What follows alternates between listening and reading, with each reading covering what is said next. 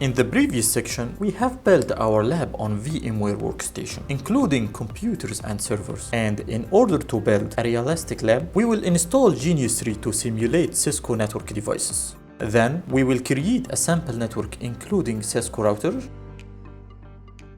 and a switch.